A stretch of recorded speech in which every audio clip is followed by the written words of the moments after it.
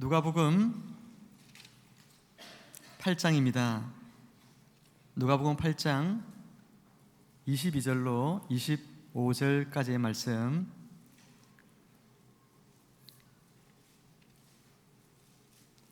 (22절로 25절까지의 말씀) 우리 한 목소리로 함께 읽어보겠습니다. 시작. 하루는 제자들과 함께 배에 오르사 그들에게 이르시되 호수 저편으로 건너가자 하시매 이에 떠나 행선할 때에 예수께서 잠이 드셨더니 마침 광풍이 호수로 내리침에 배에 물이 가득하게 되어 위태한지라. 제자들이 나와 깨워 이르되 주여 주여 우리가 죽겠나이다 한데 예수께서 잠을 깨사 바람과 물결을 꾸짖으시니 이에 그쳐 잔잔하여지더라. 제자들에게 이르시되 너희 믿음이 어디 있느냐 하시니 그들이 두려워하고 놀랍게 여겨 서로 말하되 그가 누구이기에 바람과 물을 명함에 순종하는가 하더라. 아멘. 하루는 예수님께서 제자들과 함께 배에 오르셨습니다. 갈릴리 바다 저편으로 건너가고자 함이지요. 마가복음 4장에 보면 이 시간이 저물 때에 그렇게 이야기하고 있습니다. 저녁 시간이 된 것입니다. 예수님께서는 하루 종일 굉장히 바쁜 사역을 하시죠. 저녁 무렵이지만 예수님께서 지금도 사실은 쉬기 위해서 배를 탄 것은 아닙니다. 이 배를 타고 건너가면 그곳이 어디입니까? 바로 그라사인의 땅. 우리가 지난번에 말씀을 들었던 그라사의 귀신 들린 자를 치유하시기 위해서 예수님께서는 지금 이 배를 타고 건너편으로 가고 있습니다. 예수님께서 하루의 일과를 보내시면서 얼마나 피곤하셨는지 배가 출발하자마자 예수님은 잠에 골아떨어지셨죠. 광풍이 불고 그리고 배 안에 물이 다 들어와서 배가 가라앉아 모두가 다 죽게 될 그런 상황에 처해서도 예수님께서는 주무실 정도였다고 성경은 이야기합니다. 이런 예수님의 모습을 우리는 인성을 지니신 예수님, 그렇게 말하죠. 예수님에게는 신성만 있는 것이 아니고 예수님에게는 인성이 있습니다. 예수님 우리와 똑같은 사람이라는 것입니다. 그분은 배고픔을 압니다. 예수님은 줄이실 때 배고프셨고, 예수님은 슬픔을 아시고, 예수님은 피곤함을 아시고, 우리가 당하는 고통을 아시고, 우리가 흘리는 눈물의 의미를 알고 있습니다. 예수님이 다 알고 있다는 것입니다. 성경은 그래서 우리가 많은 세상에서 시험을 받는데 또 시련을 견디는데 그런 시험과 시련을 당할 때에 예수님께서 능히 우리를 도울 수 있다고 성경은 말씀합니다. 왜입니까? 그분이 우리가 겪었던 시험과 우리가 당했던 모든 시련과 고난들을 예수님께서 다 겪으셨기 때문에 그렇다는 것입니다. 육신의 몸을 입고 우리와 똑같은 모든 삶을 경험하셨기 때문에 예수님은 우리의 아픔을 누구보다도 잘 아시고 우리가 시련과 고난 속에 있을 때 우리를 능히 도와줄 수 있는 또한 능력을 가지고 우리 곁에 다가와 주시는 분이 바로 예수님이라는 것입니다. 그러므로 사랑하는 여러분, 혹시 낙심되고 혹시 또 마음이 어렵고 슬프고 아니면 또 두려운 일들 앞에 여러분들이 있습니까? 예수 그리스도, 인성을 지니신 예수님, 우리를 누구보다 이해하시는 그 예수님 앞에 나아가서 주님께 도움을 구하시기를 주님의 이름으로 축복합니다. 주님이 능히 여러분들을 도와주실 것입니다. 오늘 제자들은 예수님과 함께 이 갈릴리 바다를 항해해 갑니다. 그들은 예수님을 따를 때 자신의 모든 것을 다 버려두고 예수님을 따른 사람들입니다. 안정된 직장, 안정된 직업, 그리고 심지어 가족들마저도 뒤로 한 채 예수님을 따라갔던 사람들입니다. 지금도 예수님께서 저편으로 건너가자고 하시는 말씀에 순종해서 지금 배를 띄워서 건너가고 있습니다. 그런데 그 배가 광풍을 만났습니다. 사랑하는 여러분, 예수님을 따라가는데, 예수님을 순종하고 지금 가고 있는데 왜 우리의 인생에 광풍이 찾아오느냐 하는 것입니다. 이 제자들이 열심을 다해 주님을 쫓았고 열심을 다해 주님 말씀을 순종하려고 했는데 왜 인생에 감당할 수 없는 광풍이, 지금 다가오느냐 하는 것입니다. 저는 중학교 2학년 때 예수님을 만났습니다. 얼마나 교회가 좋았는지 모릅니다. 지난번에 인도 선교사님 김광선 선교사님께서 교회가 너무 좋아서 매일 학교 갔다 오면 책가방 던져놓고 교회 가셨다고 말씀하셨는데 참 공감이 되었습니다. 저도 중학교 2학년 때 예수님 믿고 난 뒤에 하루도 빠짐없이 교회를 간 것 같아요. 학교를 마치고 나면 집에 와서 가방 던져놓고, 아니 어떤 때는 가방 던져놓기 전에 항상 교회를 먼저 갔습니다. 모든 예배를 다 참석했고, 주일날 아침부터 학생 예배, 그리고 대예배, 주일 오후에 또 학생 2부 예배, 저녁에 저녁 예배, 금요 철야 예배, 교회 사는 모든 부흥회, 집회 할 것 없이 참석하지 않은 예배가 없습니다. 교회 가서 활동도 많이 했죠. 정말 주님을 영광 돌리기 위해서 찬양대도 하고 중창단도 만들어 중창도 하고 얼마나 많은 일들을 했는지 모릅니다. 그런데 주님 위해서 이렇게 열심히 사랑했고 주님 섬겼고 주님 말씀에 순종하려고 했어요. 교회를 나간 그 다음 주에 바로 저는 아버지 제사가 있었는데 이 제사 드리면 안 된다는 이야기를 말씀을 통해 듣고 저는 아버지 제사 때 집에 들어가지를 않았어요. 한밤중에 집에 들어가지 않을 정도로 말씀에 순종하면서 살았습니다. 그런데 고등학교 3학년 때 이유를 알 수 없이 제 다리가 움직이질 않고 걸을 수 없는 그런 지경에 이르게 된 적이 있습니다. 1년 동안 걷지를 못했어요. 가장 인생의 중요한 순간이죠.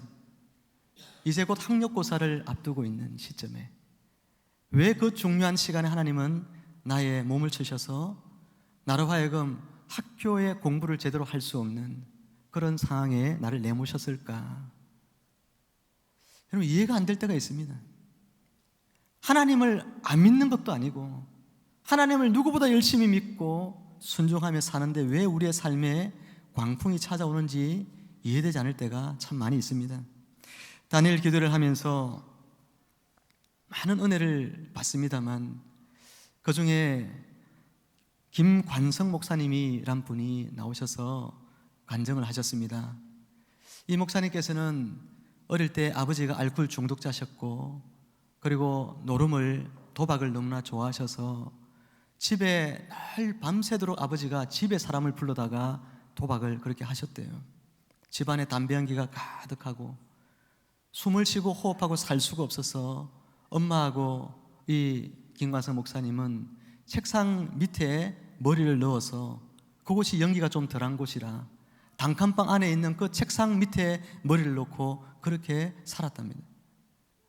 아버지가 노름을 하다가 돈을 잃으면 포크로 어머니의 머리를 찍어서 피가 철철철 나는 일들이 하루 이틀이 아니었다고 그렇게 이야기를 했습니다. 위에 누나 3명이 있는데 그 누나 3명이 다 아버지가 노름빚으로 다 이 누나들을 팔아가지고 초등학교 졸업하고 겨우 중학생도 되지 못한 채 남의 집에 식모살이를 하는데 그 식모살이 1년치의 월급을 미리 아버지가 다 가져가가지고 이 누나들이 집에도 올 수 없고 그래서 하늘에 떠있는 달을 보면서 그렇게 울었다는 거 아닙니까? 위에 있는 10살 많은 형은 비뚤어져서 울산에 유명한 조직폭력배가 있는데 그 조직폭력배의 일원이 되어지고 자기도 도둑질을 그렇게 하면서 다녀다가 경찰서에 잡혀갔는데 형이 와가지고 자기를 데리고 나가서 전깃줄로 3시간 동안 알몸으로 때리면서 그러면서 하는 이야기가 너 교회 나가 그렇게 이야기했다는 거잖아요. 예수도 안 믿는데 형이 그 깡패가 교회 나가면 될 것 같아.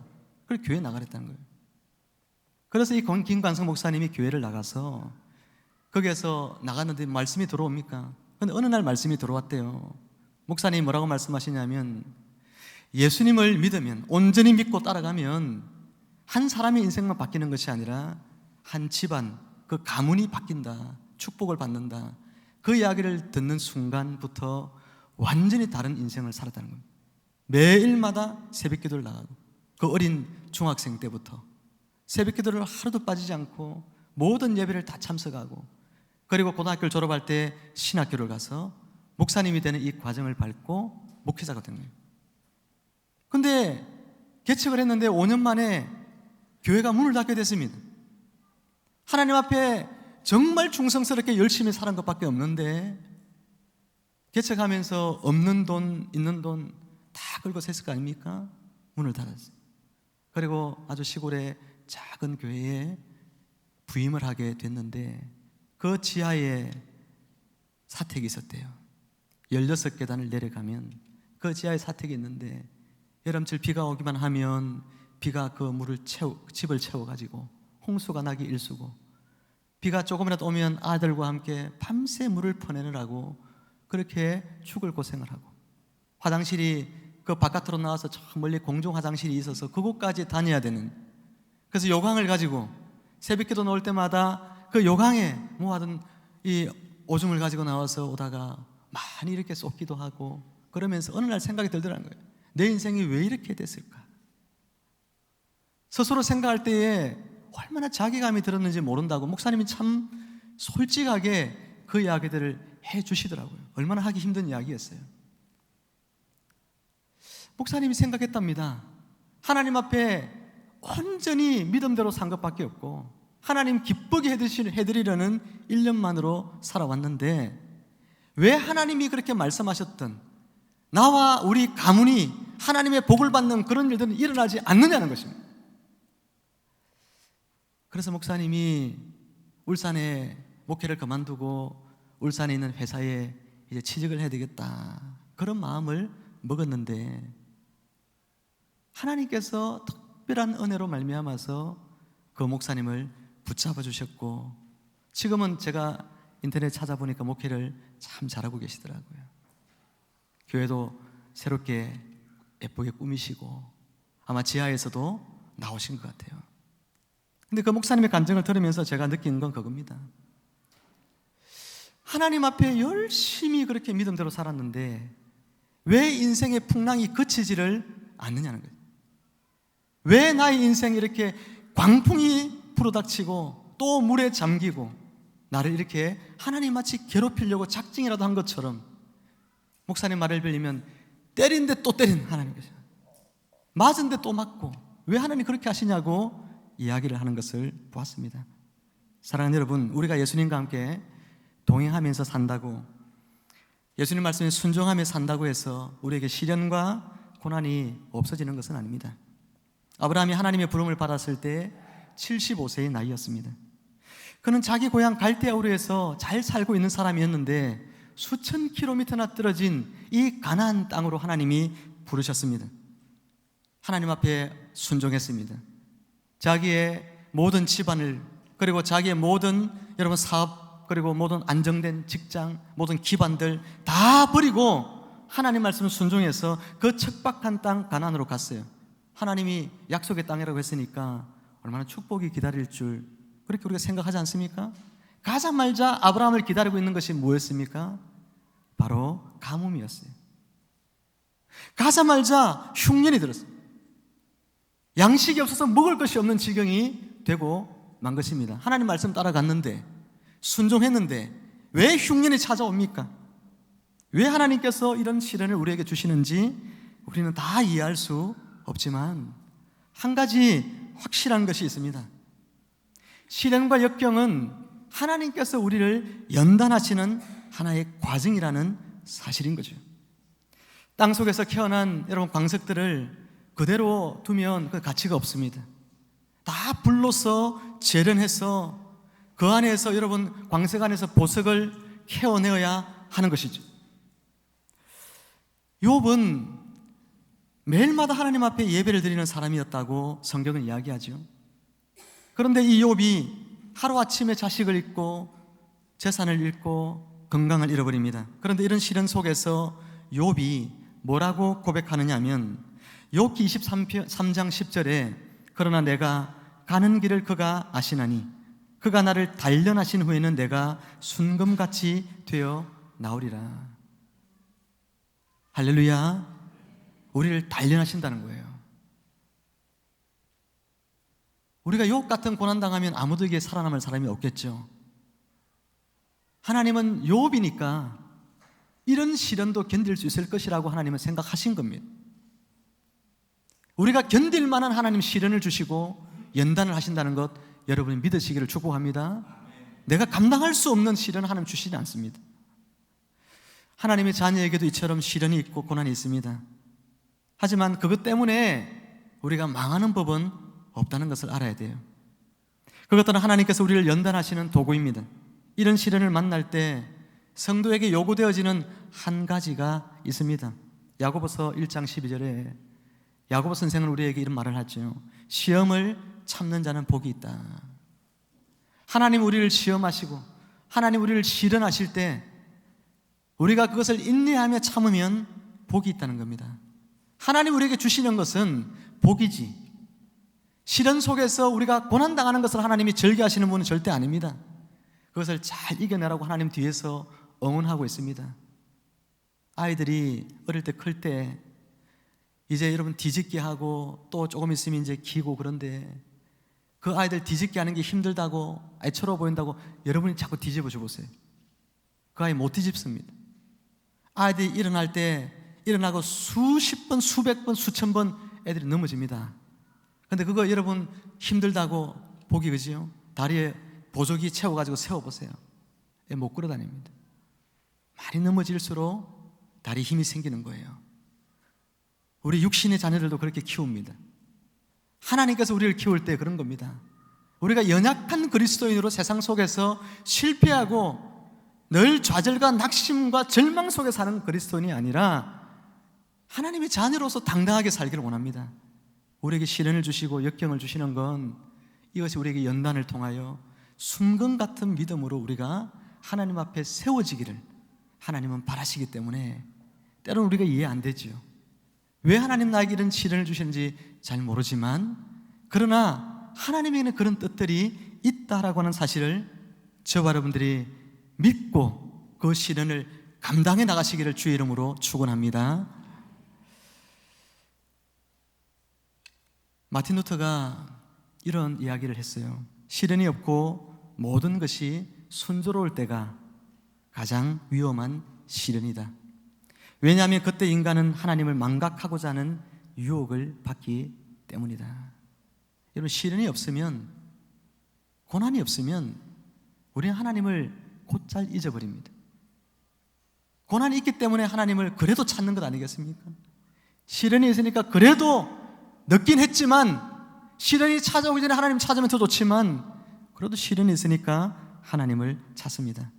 그러므로 사랑하는 여러분, 인생의 배가 광풍을 만나서 침몰 일보 직전에 아찔한 상황에 처해 있을지라도 낙심하지 마시기를 축복합니다. 이처럼 우리 신앙생활에는 순풍만 아니고 역풍이 불기도 하고 광풍이, 이 광풍은 표현 그대로 하면 미친 바람이잖아요. 미친 바람입니다. 미친 바람이 불어올 때도 있습니다. 애굽에서 구원받고 가나안 땅을 향해서 가던 이스라엘 백성들이 처음 맞닥뜨린 곳은 홍해 바다였습니다. 홍해 바다를 건너고 난 뒤에 이제는 됐나 싶은데 그들이 맞닥뜨린 것은 물 없는 광야였습니다. 인생이 그런 거예요. 하나님이 우리를 시련하십니다. 때로는 홍해 같은 바다를 만나게 하시고 때로는 물 없는 광야길을 걸어가게 하십니다. 이스라엘 백성들은 하나님께 원망했어요. 따져 물었어요. 왜 우리를 이곳에 하나님 데려다 놓고 물이 없어 죽게 하시고 양식이 없어 죽게 하시고 왜 우리에게 이런 고난을 주십니까? 라고 따져 물었습니다. 사랑하는 여러분, 하나님의 뜻을 잘 모르면 하나님 원망할 수밖에 없죠. 오늘 제자들이 광풍을 만났는데 예수님께서 이 제자들에게 이 광풍이 일어날 줄을 알았을까요? 몰랐을까요? 예수님은 알았죠. 예수님은 다 아십니다. 이 제자들에게 광풍이 올 것이라는 걸 주님은 다 알고 있습니다. 아니, 어쩌면 이 광풍을 주님께서 허락하신 것일 수 있어요. 이 광풍을 통해 주님이 제자들에게 어떤 뜻을 지금 드러내기를 원하실까? 광풍을 통해서 제자들이 깨달아야 될 두 가지 뜻이 있습니다. 한 가지는 한번 따라해 볼까요? 나의 무력함을 깨달읍시다. 우리 옆에 분에게 한번 축복해 볼까요? 나의 무력함을 깨달으십시오. 여러분, 제자들은 여러 직업을 가지고 있지만 가장 많은 직업을 가졌던 여러분 제자들이 어부죠. 어부들이 제일 많습니다. 그런데 이 어부들이 지금 어디서 물고기 잡았어요? 오늘 이 바다입니다. 갈릴리 바다. 자기들이 놀던 곳이에요. 여러분, 이곳에 광풍이 부는 날이 오늘뿐이었겠습니까? 많이 불어옵니다. 이 갈릴리 바다에 회오리 바람 같은 게 종종 불어온다 그럽니다. 그래서 그런 돌풍들이 불어오면 위험한 순간들이 많았겠죠. 그런데 그런 속에서도 잔뼈가 굵은 그런 어부 출신들이 여기에 있는 거예요. 근데 그들이 아무리 여러분 노력해도 배의 키를 잡고 이 배를 움직여 보려고 하고 하지만 자신의 힘으로 할 수 없는 지경에 이른 것입니다. 아무리 움직여 보려고 하지만 배는 더 많은 물이 잠겨지고 배는 급기야 깔아앉기 일보 직전까지 간 것입니다. 인간이 내놓은 수습책, 대책, 내가 가지고 있는 경험 굉장히 알량한 것이죠. 여러분이 알고 있는 지식, 여러분의 삶을 살면서 경험했던 그 경험들, 그것이 통하지 않는 것이 인생사예요. 얼마나 그것이 무력해지는 순간이 오는지 모릅니다. 여러분, 인생의 위기가 찾아왔습니까? 건강의 위기가 찾아오고, 가정의 부부간의 위기가 찾아오고, 부모와 자식 간의 위기가 찾아오고, 직장에서 또 여러분의 사업에 여러분 위기가 찾아옵니다. 여러분의 지혜로, 여러분의 방법으로, 여러분의 경험으로 그것을 잘 극복할 수 있다고 한다면 그 위기도 아니죠. 위기가 아닙니다. 인생은 내가 감당할 수 없는 위기를 만날 때가 너무나 많습니다. 오늘 주님은 우리에게 우리 인생이 얼마나 무력한 존재인지를 깨닫기를 원합니다. 내 힘과 내 지식과 내 경험이 아무런 영향력을 발휘하지 못하는 내 인생의 순간들이 있음을 아는 사람만이 겸손해집니다. 그 사람만이 주님께 지혜를 구하고 그 사람만이 주님께 도움을 구하게 되는 것이죠. 어리석은 사람은요, 실패하는 사람이 어리석은 사람이 아닙니다. 그 실패를 반복하는 사람이 어리석은 사람입니다. 기도하지 않으면 안 된다는 것 알면서 기도하지 않는 사람이 어리석은 사람이에요. 말씀 따라 내가 살아가지 않으면 안 된다는 것 경험하고 처절한 실패를 경험했음에도 불구하고 또다시 어리석게도 말씀대로 살지 않는 것입니다. 사랑하는 여러분, 겸손하십시오. 나는 할 수 없다는 사실을 인정해야 합니다. 주님의 도우심을 덧입는 여러분들이 되시기를 주님의 이름으로 축복합니다. 제자들이 뭐라고 합니까? 주여, 주여, 우리가 죽게 되었습니다 이렇게 말하잖아요. 죽겠나이다 이렇게 말하잖아요. 주님을 깨웁니다. 주님을 깨웁니다. 주님 외에는 해결책이 없는 거예요. 내가 할 수 없는 것 주님은 하시는 거예요. 우리가 이 사실을 깨달을 때 주님 앞에 겸손히 나와서 무릎 꿇고 주님, 나를 도와주십시오. 이 인생길 내가 헤쳐갈 수가 없습니다. 주님이 나의 이 인생의 배에 선장이 되어 달라고 그렇게 기도하면서 주님과 동행하면서 그렇게 인생의 그 거친 항로를 항해 나가는 여러분들 되기를 주의 이름으로 축복합니다. 시련을 통해서 주님이 주시는 두 번째 뜻이 뭘까? 그것은요, 예수님께서 누구신가에 대한 온전한 믿음을 주시기 위해서입니다. 오늘 본문에서는 예수님께서 어떤 믿음을 주시고자 하셨냐면 예수님이 곧 전능하신 하나님이시다라는 믿음을 주시고자 오늘 이 광풍을 만나게 한 거예요. 우리는 시련을 거치면서 예수님에 대한 지식이 쌓입니다. 하나님에 대한 지식이 쌓입니다. 시련과 고난이 없으면 몰랐을 그 하나님에 대한 온전한 지식을 우리는 얻게 됩니다. 하나님이 얼마나 전능하신 하나님입니까? 그것만이 아니라 하나님이 얼마나 긍휼이 많으신 분입니까? 하나님이 얼마나 또 약속을 신실하게 지키는 분입니까? 우리는 하나님이 가지신 수많은 속성들을 하나하나 우리의 삶 가운데 경험해 가야 하죠. 시련은 우리로 하여금 하나님이 어떤 분인가를 더 명확하게 깨닫게 해주는데 오늘 광풍을 만난 이 제자들에게 예수님께서는 전능한 하나님이심을 그들에게 드러내 주셨어요. 시편 106편 9절에 보면 성경은 이런 이야기를 하고 있습니다. 이에 홍해를 꾸짖으시니 곧 마르니 그들을 인도하여 바다 건너가기를 마치 광야를 지나감 같게 하사.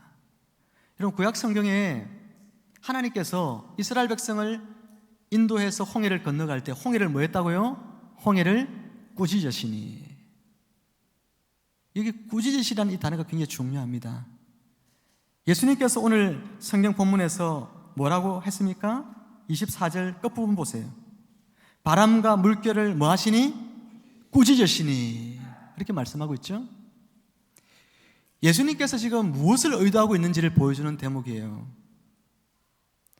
홍해물을 꾸짖어 그 바다를 가르친 전능하신 하나님, 그분이 바로 예수 그리스도 그분이다. 그걸 이야기하는 겁니다. 예수 그리스도께서도 전능하신 하나님이시다는 것을 우리에게 말씀하시고자 오늘 이 바람과 물결을 꾸짖었다, 그렇게 성경은 이야기하고 있는 것이죠. 광풍을 꾸짖어 잠잠케 하신 예수님께서 제자들을 향해서 꾸중을 하시죠. 뭐라고 꾸중합니까? 너희 믿음이 어디 있느냐, 이렇게 꾸중합니다. 너희에게 믿음을 볼 수가 없구나, 이런 뜻이에요. 너희의 믿음이 온데간데 없어졌구나, 이렇게 이야기하는 것입니다. 너희 믿음이 도대체 어디 있느냐, 이렇게 주님이 야단치고 있는 것입니다. 사랑하는 여러분, 시련과 고난의 광풍 앞에서 여러분은 어떻습니까? 내 믿음이 어디 가버렸지? 인생의 고난 앞에서 여러분의 믿음이 온데간데 없이 사라져버린 것 같은 여러분, 그런 순간 없었습니까? 제자들은 이 시련을 통해서 예수님에 대하여 온전한 믿음 하나를 갖게 됩니다. 그것은 예수님께서는 전능하신 하나님이시구나, 예수님께서는 이 바람과 물결을 꾸짖으시면 이 자연계도 주님의 말씀 앞에 순종하는구나, 여러분, 이런 믿음이 제자들 마음속에 생긴 거예요. 이 다음에 제자들이 또 예수님과 함께 배를 타고 광풍을 만나면 그때는 어떻게 반응할까요? 광풍 앞에서 죽음의 두려움 속에서 벌벌벌 두려워 떠는 신앙이 아니라 담대함으로 내게 전능하신 주님이 계신데, 이런 담대한 믿음으로 그 두려움의 태도가 아니라 담대함의 자세로 광풍을 맞이하게 되리라 믿습니다. 사랑하는 여러분, 믿음은 태도입니다. 믿음은 우리로 하여금 고난 앞에서 하나님이 누군가를 아는 지식을 가지고 그 고난을 마주 대하는 담대한 태도, 그것을 우리에게 갖게 만들어줍니다. 사랑하는 여러분, 여러분 앞에 광풍이 불어오면 이렇게 고백하십시오. 내게는 전능하신 주님이 함께 있어. 나에게는 전능하신 주님께서 나와 함께 있어. 나는 무력하지만, 나는 할 수 없지만 주님은 다 하실 수 있어 라고 고백하는 여러분 되기를 주의 이름으로 축복합니다. 말씀을 마칩니다. 사랑하는 성도 여러분, 여러분의 인생의 배가 지금 풍랑을 만났습니까? 건강의 풍랑을 만나고, 재정적인 풍랑을 만나고, 가정의 위기라는 인생의 풍랑을 만나고, 인생의 풍랑을 만날 때 우리는 고통스럽지만, 그러나 오늘 말씀을 통해 한 가지 깨닫게 되는 사실은 이 풍랑이 우리에게 유익이 되기도 한다는 사실이죠.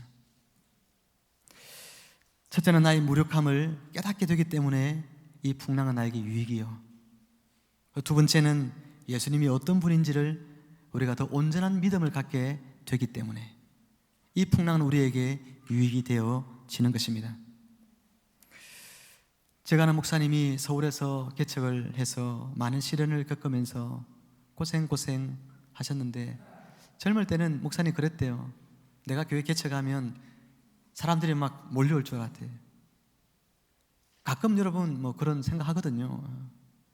저도 제가 담임해가지고 목회하면 막 교회가 막 하루아침에 막 부흥할 줄 알았어요. 그런 마음들이 있는 것 같아요. 근데 하나님께서요, 그 마음을 낮추십니다. 지하에 교회를 개척했는데 어느 날 비가 와가지고 홍수가 나가지고 지하의 물이 다 잠겨버렸어요.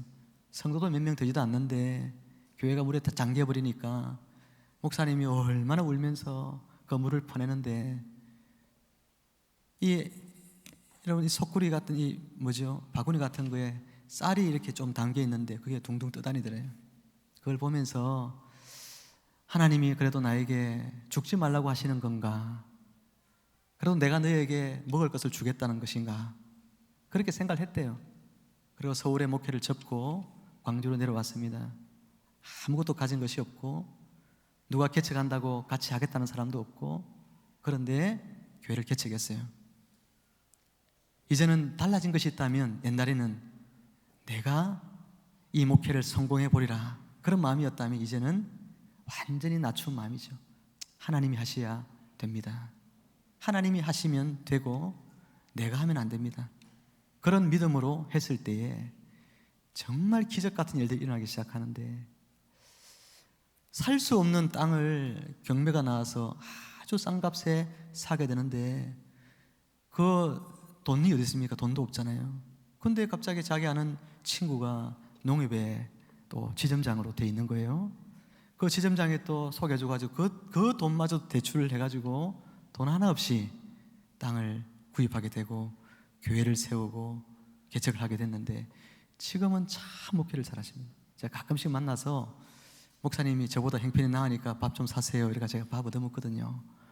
근데 그 목사님 만나면 늘 얻는 게 많아요. 은혜가 있어요. 얼마나 겸손한지. 전능하신 하나님, 신실하신 하나님, 나를 굶겨 죽이지 아니하시고 살게 하시는 사랑이 많으신 하나님, 그분이 만난 하나님에 대한 지식은 너무나 풍성한 거예요. 오늘 저와 여러분들이 예수님에 대하여, 하나님에 대하여 더 많은 지식을, 그분이 어떤 분인지를 더 많이 알아가는 그런 축복이 있기를 주의 이름으로 축원합니다. 그 축복 속에서 우리는 그 하나님을, 각양 하나님을 누릴 수가 있는 거예요.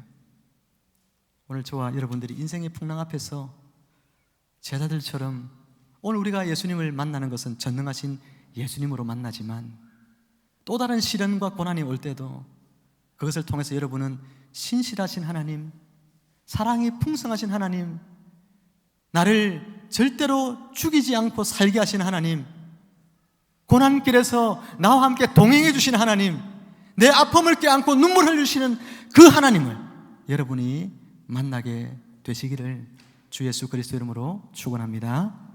우리 서로에게 한번 축복합시다. 하나님이 집사님과 함께 하십니다. 이렇게 고백합시다. 같이 한번 기도하겠습니다. 하나님 아버지, 은혜를 감사합니다. 풍랑 가운데 우리에게 두 가지 은혜를 주시는 주님을 오늘 말씀을 통해서 저희들이 깨닫습니다.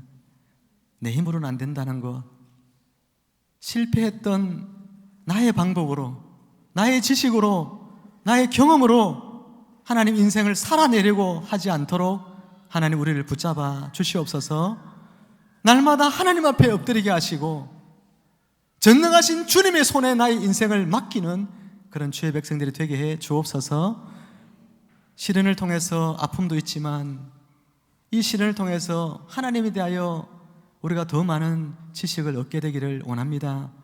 하나님이 얼마나 전능하신 하나님이신가 뿐만 아니라 그 하나님이 얼마나 사랑이 풍성하신 하나님인지도 알게 해주시고, 그 하나님이 얼마나 신실하게 약속을 이루시는 분인지도 알게 하여 주시고, 내가 힘들 때, 내가 눈물 흘릴 때, 내가 고통스러울 때 나와 함께 울어주시고 나의 눈물을 닦아주시고 나와 함께 아파하시는 주님이신 줄도 아는 저희들이 되게 하여 주옵소서. 하나님 아버지, 한 주간 동안 세상에 또 하나님 바다를 항해 나가는 주의 백성들을 주님께서 동행해 주셔서 거센 풍랑 만날 때 이 믿음 가지고, 제자들이 가졌던 믿음 가지고 그 풍랑 앞에서 두려워 떨지 말고 담대하게 그 풍랑을 마주 대하는 주의 백성들 다 될 수 있도록 하나님 크신 복을 내려 주옵소서. 예수님의 이름으로 감사하며 기도드리옵나이다. 아멘.